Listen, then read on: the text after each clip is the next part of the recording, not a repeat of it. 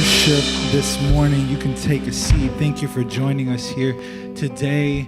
If you are here in the house, thank you for being here. If you are watching us or joining us online, you're at home, you're at work, wherever you're at, we're so grateful to have you here with us today. I am Pastor Gabe. For those who don't know me, or if you're watching for the first time, let me introduce myself again. I'm Pastor Gabe. Nice to meet you. Hope you are having a blessed Sunday so far, another week.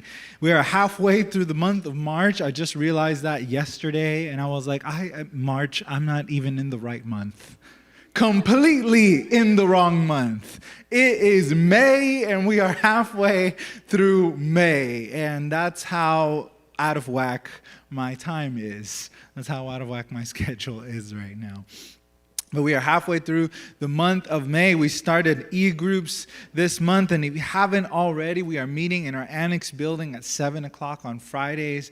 We are having a great time studying the Bible and just being able to have a good time there, talking and enjoying each other's company. That is what small groups, our e-groups, are all about, and we would like to invite you to join us in person for that every Friday at 7. So we hope that you can be with us. If you are here and you want to continue giving and supporting this ministry, if you're here in person, you can give in the lobby at the kiosk or in the giving box. Or if you're watching online, you can go to myemanuelchurch.com/give to find out how you can continue to support us here. We are so grateful for everybody that does give and all that you do to support us here, because otherwise we wouldn't be able to be here and do what we do, because we need, unfortunately, like anything else in the world, we need money to keep going.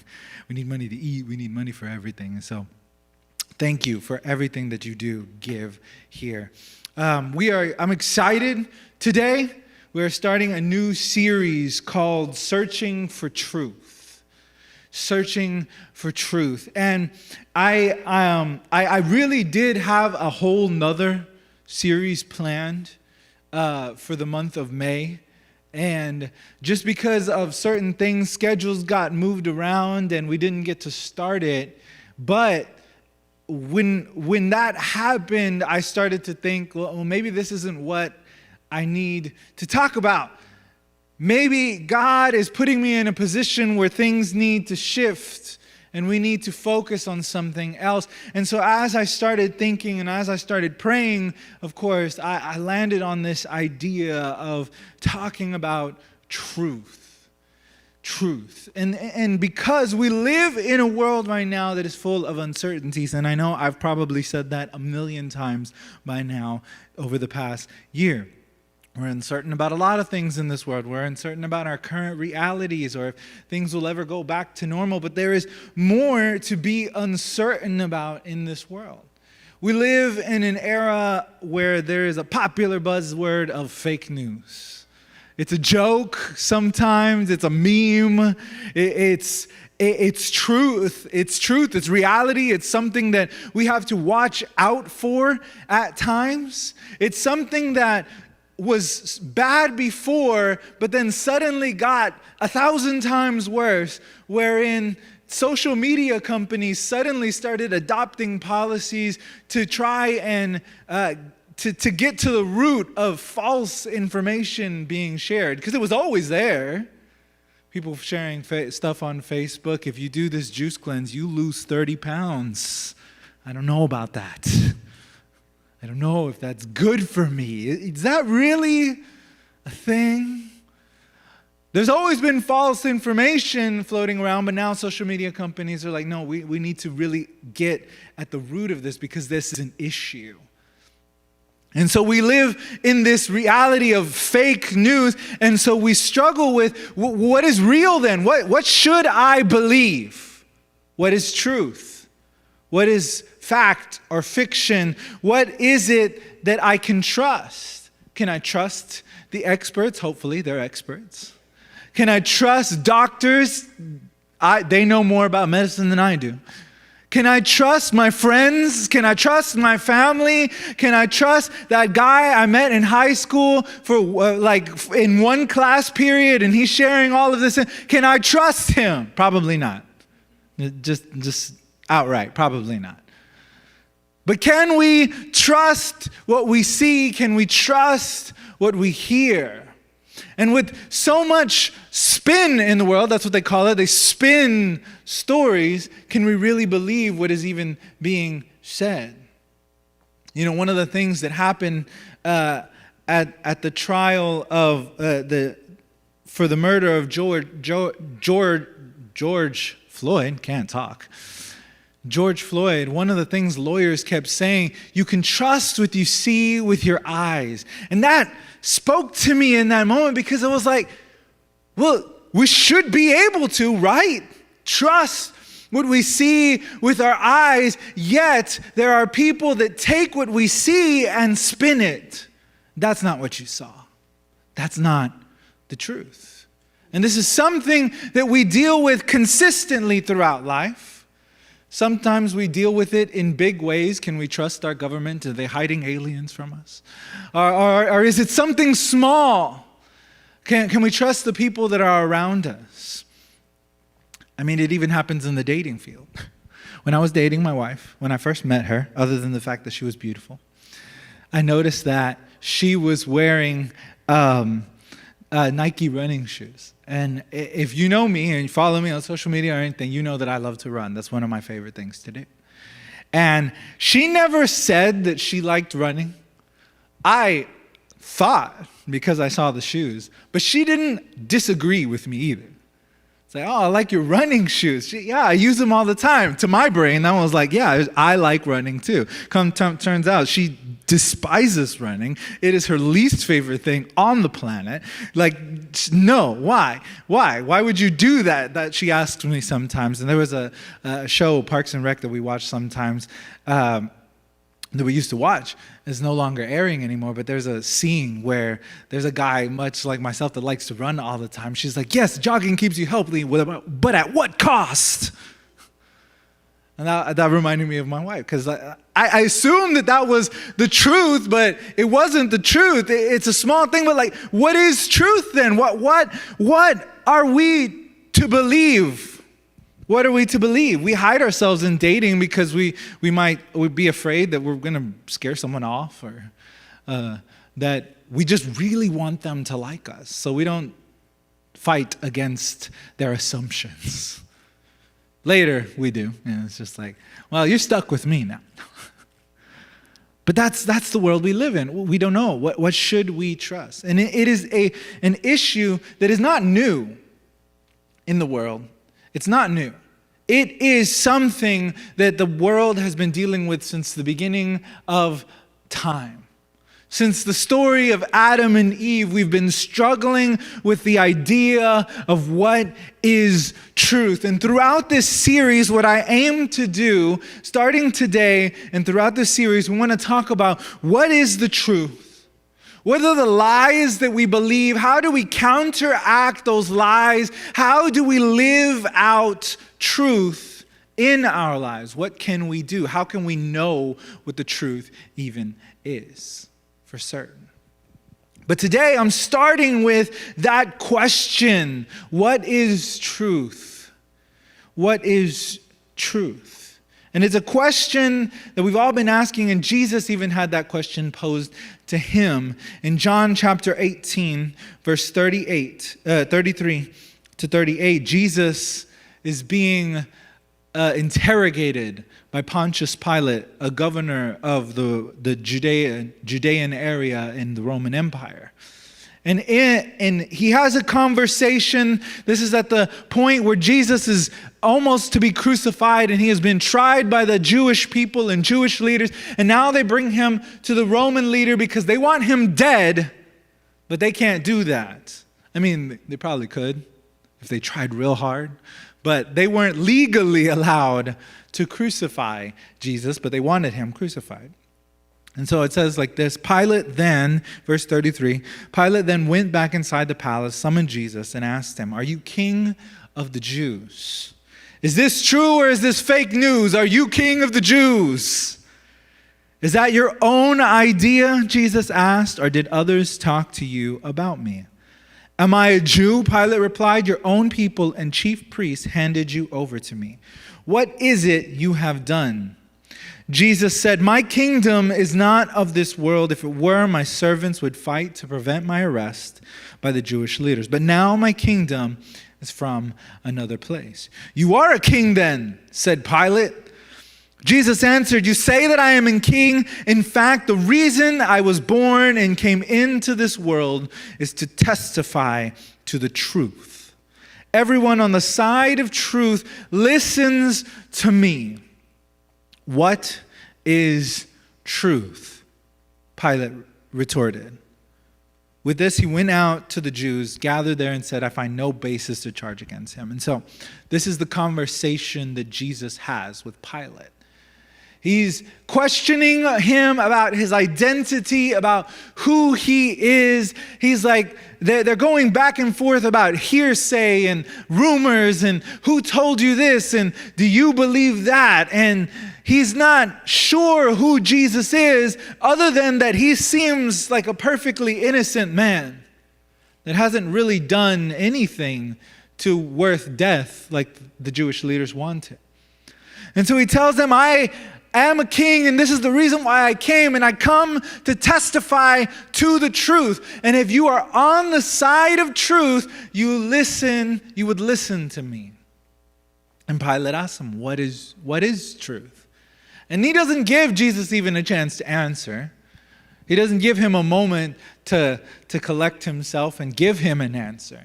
In fact, I think Pilate was really asking this question to try and understand the situation that was before him and to get the truth of the situation, to get the truth of Jesus, to think about it, because there was a lot going on between Pilate and Jesus, and they had only just met.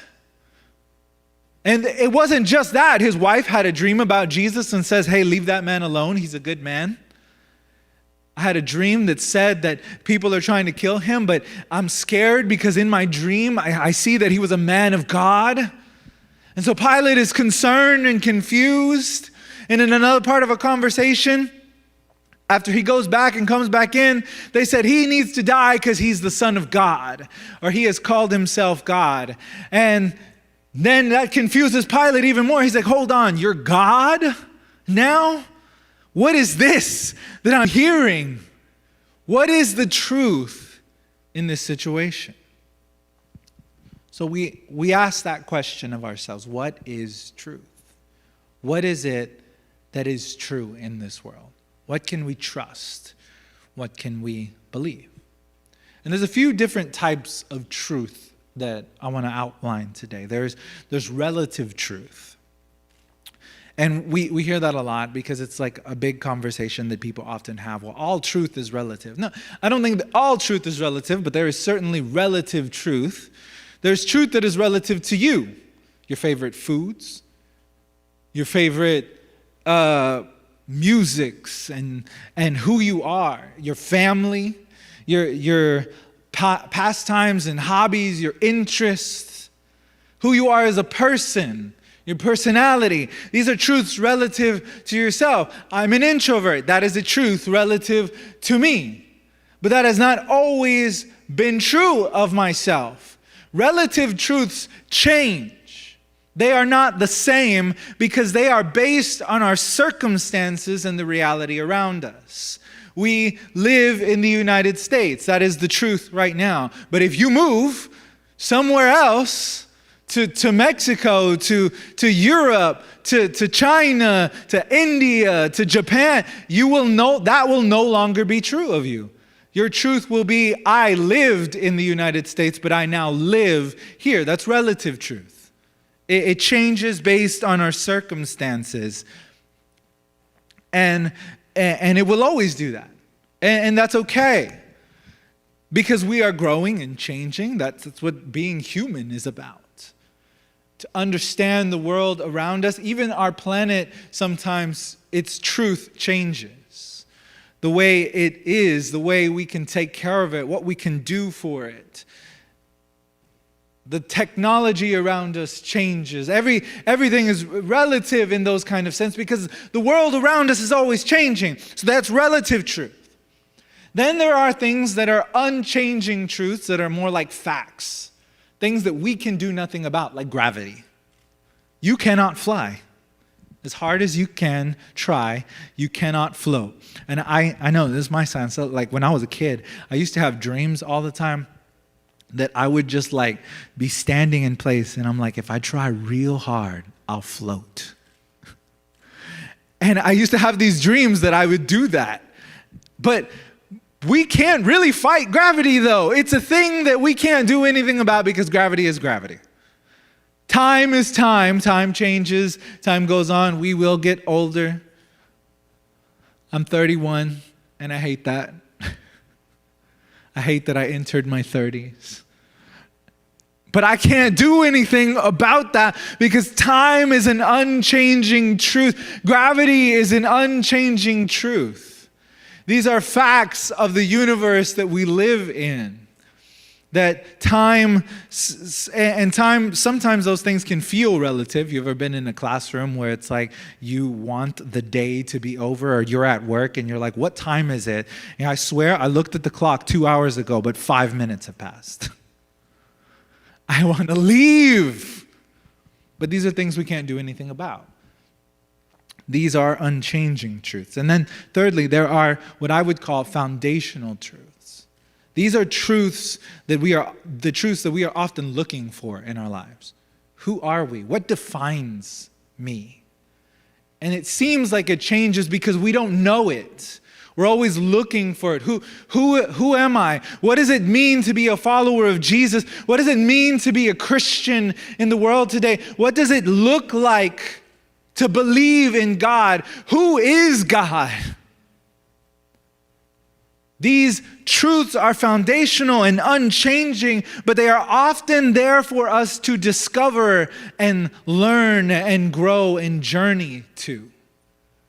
Because they're not always inherently the same for us. We might at one point have strong faith in God and then other days doubt that He's even listening to us or that He's even there. But we have questions about our identity. Who am I? Who am I? And it's not unique. They always say, like, in middle school, you get a chance to, like, recreate yourself. But then that happens again. You know, you go to high school, and it's like, oh, now I get a chance to recreate myself. Oh, I go to college. Now I get a chance to recreate myself. But that's always happening. It's like, what if I move to a new place or if I do a new thing? This is the time right now where I'm going to be a new me. We try to do that every year at New Year's, and we're like, today, New Year, new me. And it's usually New Year, same me. Really doesn't change, but we want it to change. We want it to change. But these are foundational truths. So we're all looking for it. We're all trying to find answers to the question. We're all trying to see what is true about ourselves. What are the facts of life? What are the facts of reality? What can I hold on to that will make me certain of who I am? What is this truth? But the answer is maybe surprising.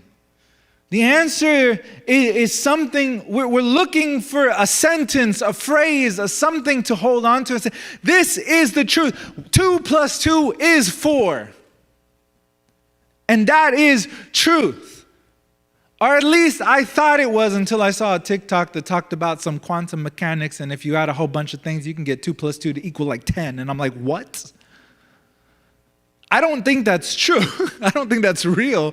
But who knows? It made me question what I knew about math. But if we constantly believe that truth is this some kind of statement or this some kind of fact of reality, we will constantly be disappointed because reality is facts and things all around us are constantly changing. That is what science is. It's a search for truth. And that's why sometimes they get it wrong or they change their minds because it's like, oh, we thought that, but then we figured this out. You know, we used to think that the sun revolved around the earth, but yeah, we figured it's the other way around. The earth revolves around the sun. And the sun revolves around a galaxy constantly moving, and our understanding changes. So what can we hold on to? And the truth is really found in a single source, a single person, and that is Jesus. John chapter 14, verse 6 to 7, Jesus is having a conversation with the Pharisees and disciples. They're asking him a lot of questions like they always do because they're trying to trick him, trap him, figure out if he says something wrong, maybe he made a slip of a tongue. Yeah, they're always trying to get something, there's always someone like that, always trying to find ammunition against you. And you don't even know sometimes. They're just kind of like casually asking questions. It's like, oh, he likes that, huh? I know someone that might not be happy about that. And that's what they were doing to Jesus.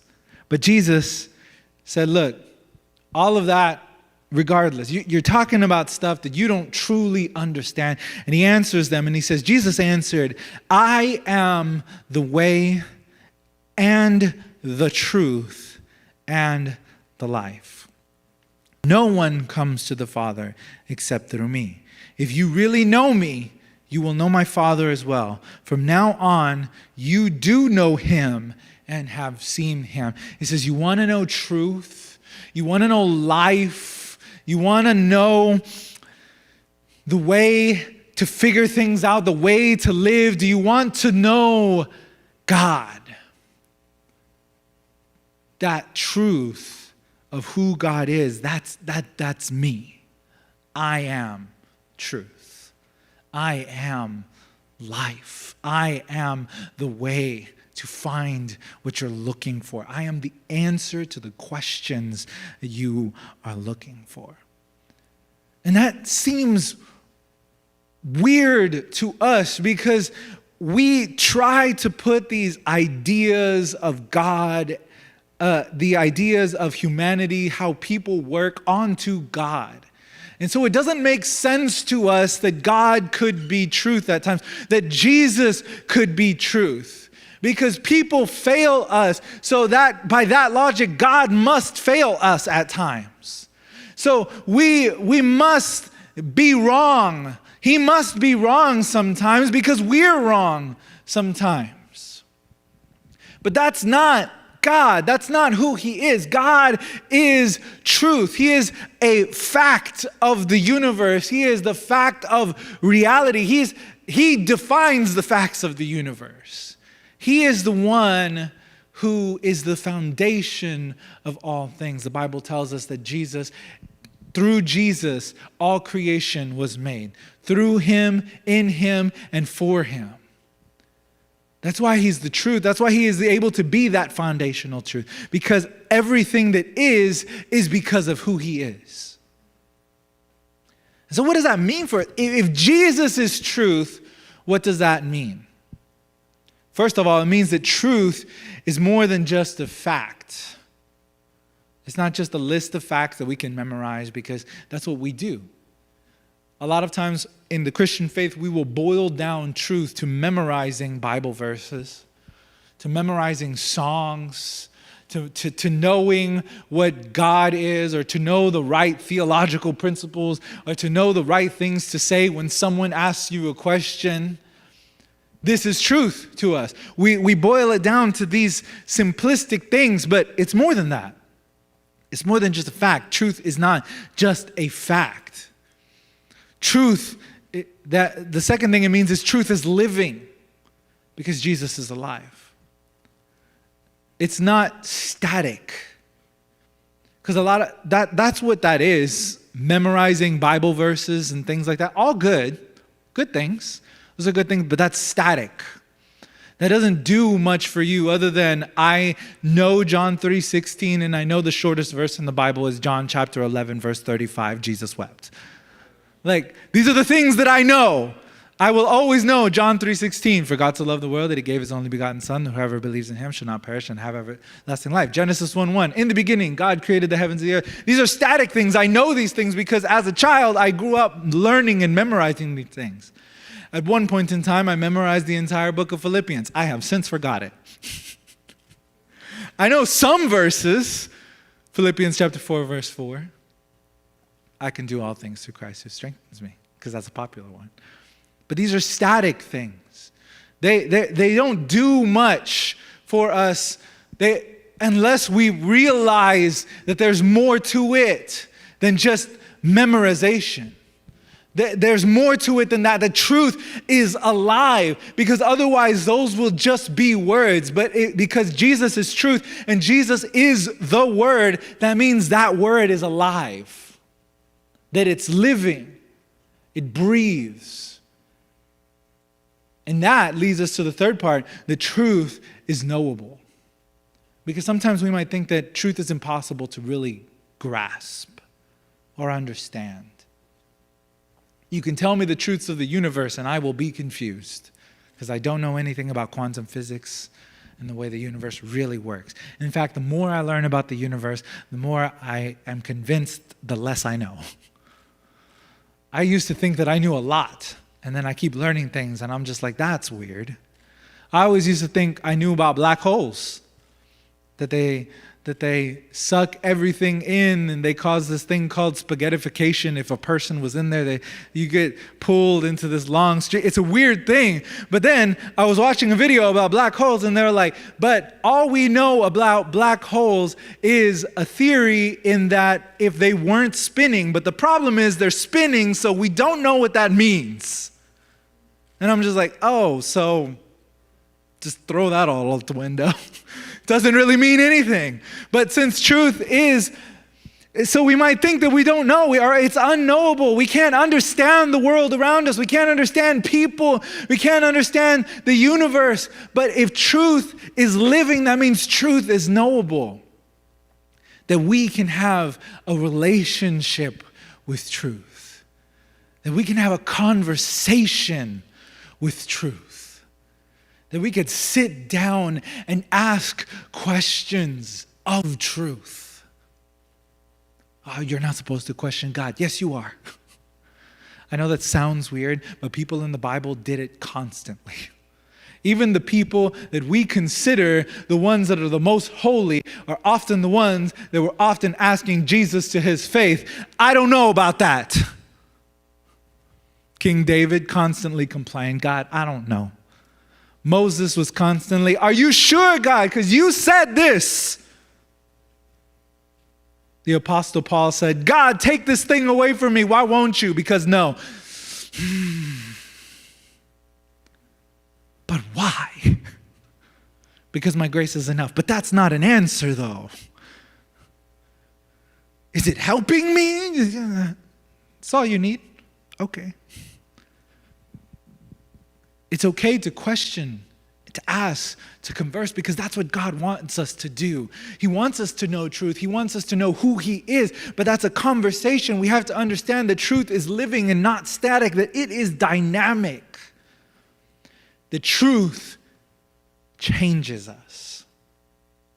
That conversation we can have with Jesus, that changes us. Because ultimately what truth does, what truth can do, is set us free. Because when we're on this journey of trying to understand the world around us, trying to understand truth, we can feel trapped. I don't know where to go. I don't know what I'm supposed to do. Who am I supposed to be with? Am I supposed to be with anyone? What do I need to change about myself? I feel stuck and lost. And then I have the church and people telling me, well, you just need to pray more. You just need to know more of the Bible. You need to know what Numbers 7:23 says. I don't know what Numbers 7:23 says, but you need to know it. Because that's what's going to change you. But it's more than that. Truth is not about this constraint. It's about getting to know God and the freedom of getting to know God. It's supposed to set us free. John chapter 8, verse 31 to 36. Jesus is talking again. He's teaching. And he says, to the Jews who had believed him, Jesus said, if you hold on to my teaching, you are really my disciples. if you hold on to what I'm teaching you, you are my disciples. Then you will know the truth, and the truth will set you free. Then you will know the truth, and the truth can set you free. The truth can set us free. Free from our delusions of the reality around us, free from the things that we're uncertain of and unsure, free of even the lies that we have told ourselves just because we want to feel better about ourselves. Because this conversation continues. And it's ridiculous because it doesn't make any sense how they respond to Jesus. He says, the truth will set you free. And they answered him, verse 33, we are Abraham's descendants and have never been slaves to anyone. How can you say we shall be set free? Fake news. They said, we have never been slaves to anyone. Well, that's just not true. They were enslaved in Egypt for 400 years. They said, we're Abraham's descendants. Yeah, those are the ones that got trapped in Egypt. You were slaves. But they're here telling Jesus, no, we weren't. Okay, well, all right. The Egyptians, sure.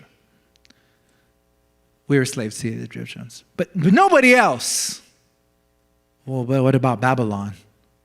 They kind of captured y'all and took y'all hostage and moved y'all into their own country and didn't really let y'all go back. Okay, well, the Babylonians, I guess, that's true too. In Persia, well, yeah, but, they just kind of piggybacked off of the Babylonians. Well, what about the Romans, like right now? We've never been slaves to anyone. You do everything Rome says. I think that you're slaves. I think that you're trapped right now. They were advertising this fake news and telling people the thing that wasn't even real. And Jesus says, that's what needs to change right now. The truth can set you free from that because there is nothing wrong if you were trapped, but it can set you free.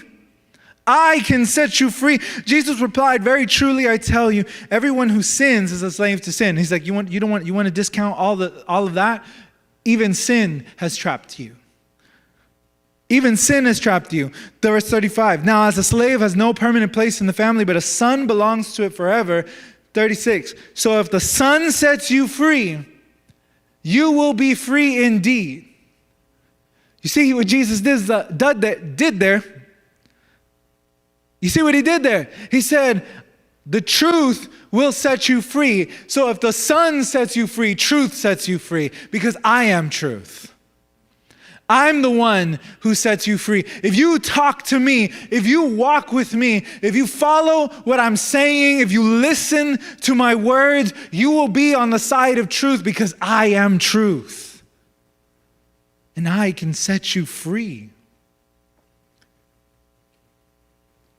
But we become like the Pharisees and we start spouting fake news. Well, I'm not trapped. Jesus, I'm a Christian. I'm not trapped. I know what I'm talking about. That's not truth. That's fake news, Jesus. We tell him that. We don't tell him that, but we say it, we do it, we live it. And we respond to God in such a way that we discount who he is and the truth of who he is. And we live in such a way that we have trapped ourselves to sin. We are trapped ourselves to idols, to false gods, to false Jesuses. And we call ourselves Christians and we don't even follow what he says. We think that truth is a weapon. And I'm going to borrow this quote that from a sermon I was listening to by Erwin McManus. He's a pastor in California of Mosaic Church. And he said this, he says, a lot of us think that truth is a brick that we throw at those who disagree with us. And that is often what we will do. We will take the Bible, there's a phrase that people use, Bible beaters. That people beat people over the head with the Bible constantly just so that they can say, get the truth in you. But that's not the truth. The truth is Jesus. It's not just what you say and what you think. There's more to it. Sometimes we get it wrong, and we will align ourselves with political ideals. We will align ourselves with nationalistic ideals. We will align ourselves with our own sin and our own desires and try to pass it off as truth and beat anyone who disagrees with us. But Jesus says, I am not here to beat people down. I'm here to set people free. Because that's what truth is. It doesn't trap you. It walks with you. It talks with you. You know, I used to think that there was a phrase, we probably heard it. The truth hurts. That's not in the Bible. I thought it was in the Bible. That's not in the Bible. It's not there.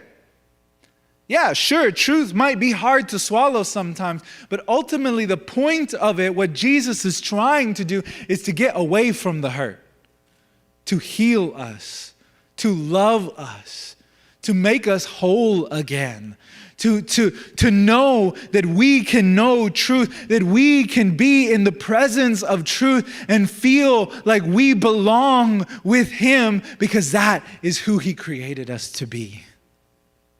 That is who He created us to be. And I'm about to finish.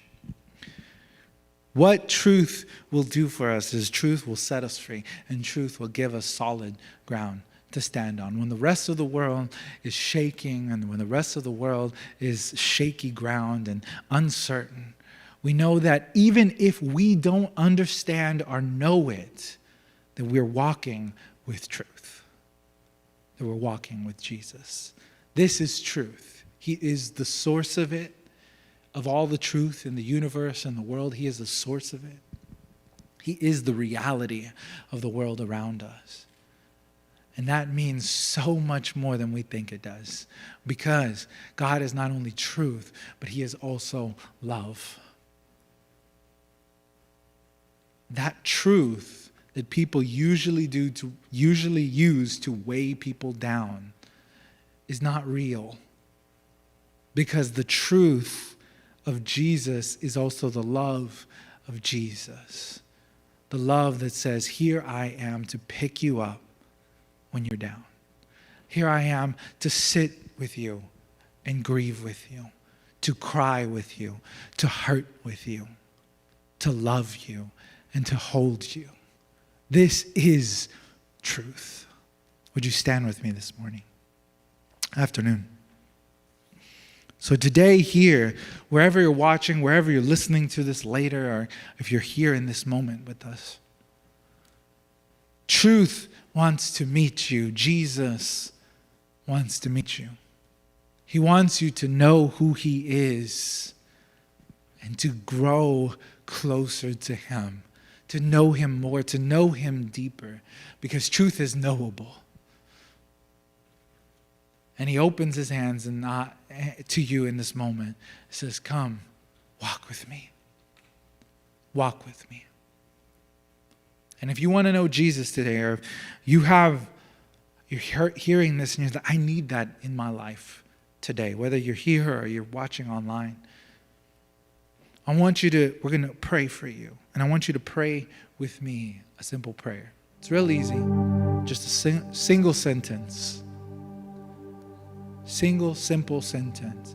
And that's what it takes, is to believe in Jesus and say these words. Every head bowed and eye closed in this moment. And if you want to pray this prayer, you pray it with me and you repeat after me. Jesus, I give you my life. Jesus, I give you my life. And that's all it takes. Just that. And He is willing to take you in, bring you here, and you belong in this place with just that. Anyone who prayed that prayer, whether they're here or online, God, in this moment, we pray over them. We welcome them into this family, into this place where they are loved and surrounded by love. where they are surrounded by you, where you have taken their past and erased it and made them into a new creation in this moment. As your word says, the old is gone and the new is come, and here you are, a child of God. So we pray with them in this moment. We pray with them. And we hope that they will come to know you deeper each day. And I want to pray for those of us who already believe that in this moment, if we're struggling with truth, if we're struggling with our circumstances and our reality around us, and we don't know what to trust anymore, help us, God, to trust in you. To trust in you. Because you are truth. You are the way. You are life. You are love.